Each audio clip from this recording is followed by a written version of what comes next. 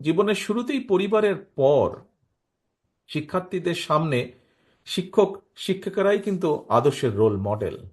কিন্তু শিক্ষকরাই যদি রাষ্ট্র এবং সমাজে সম্মান সংসার নিয়ে টানাপোড়েনে থাকেন, তাহলে একজন শিক্ষকের পক্ষে শিক্ষার্থীদের সামনে নিজেকে রোল মডেল হিসাবে কি উপস্থাপন করা সম্ভব? অবশ্যই নয়। শিক্ষক শিক্ষিকারা যাতে শিক্ষার্থীদের সামনে আত্মবিশ্বাসের সঙ্গে নিজেকে একজন রোল মডেল হিসাবে উপস্থাপন করতে পারেন, সে ধরনের শিক্ষা ব্যবস্থা এবং শিক্ষার পরিবেশ তৈরি করতে রাষ্ট্র এবং সরকারকে অবশ্যই প্রয়োজনীয় উদ্যোগ গ্রহণ করতে হবে বা গ্রহণ করা প্রয়োজন। শিক্ষকতা পেশা, যে কথাটি আমি এখন বলবো, এই কথাটি এর ভিতরেই কয়েকজন বক্তা এখানে উল্লেখ করেছেন। খুব সম্ভব সেলিম সাহেব ওনার বক্তব্যে উল্লেখ করেছেন, শিক্ষকতার পেশা কখনোই কিন্তু উপায়হীন বিকল্প কিংবা একটি সাধারণ চাকুরি নয়।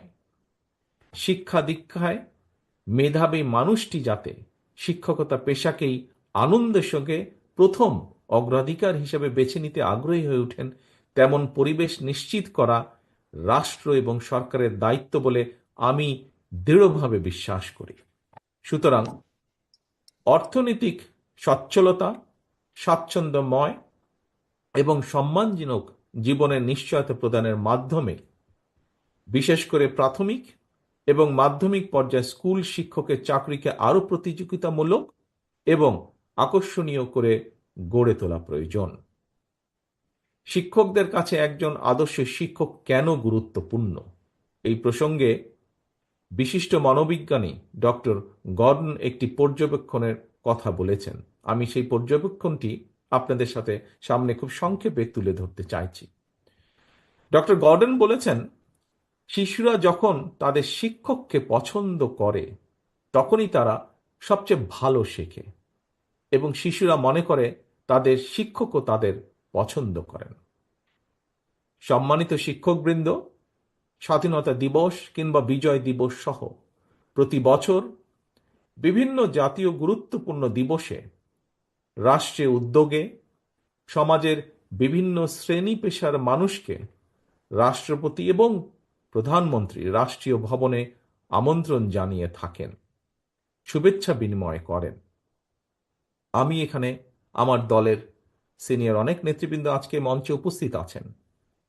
সকলে আমি বিশ্বাস করি আমার সাথে একমত পোষণ করবেন, ভবিষ্যতে ইনশাল্লাহ বাংলাদেশের মানুষের সমর্থনে বিএনপি সরকার গঠন করলে এই ধরনের দিবসগুলোর যে আমন্ত্রিতদের তালিকা, সেই তালিকায় অবশ্যই প্রাথমিক এবং মাধ্যমিক স্কুলের কমপক্ষে হলেও একজন করে শিক্ষককে আমন্ত্রণ জানানো অবশ্যই আবশ্যক বলে আমি মনে করি।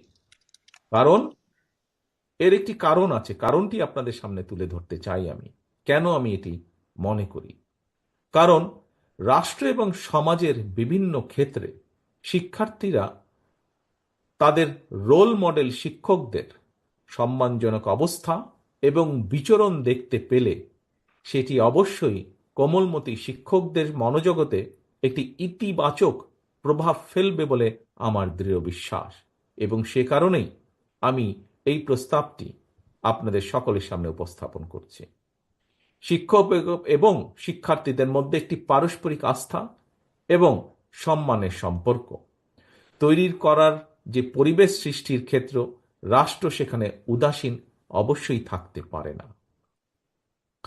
প্রিয় উপস্থিতিবৃন্দ, জনগণের সমর্থনে বিএনপি আবারও রাষ্ট্র পরিচালনার সুযোগ পেলে অগ্রাধিকার ভিত্তিতে আমরা শিক্ষা কমিশন গঠন করব। নৈতিকতা এবং সামাজিক ধর্মীয় মূল্যবোধের আলোকে জীবন নির্ভর কর্মসূচি শিক্ষা ব্যবস্থা প্রবর্তন এবং শিক্ষা ব্যবস্থার আধুনিকায়নে সম্ভাব্য সকল পদক্ষেপ গ্রহণ ও প্রয়োজনে ওয়ারেন্ট অফ প্রেসিডেন্স বা রাষ্ট্রীয় পদমর্যাদাক্রমে পুনর্মূল্যায়ন করে রাষ্ট্র এবং সমাজে শিক্ষা এবং শিক্ষকের মর্যাদা সমুন্নত রাখার বিষয়টি নিশ্চিত করার আমাদের অবশ্যই চেষ্টা থাকবে।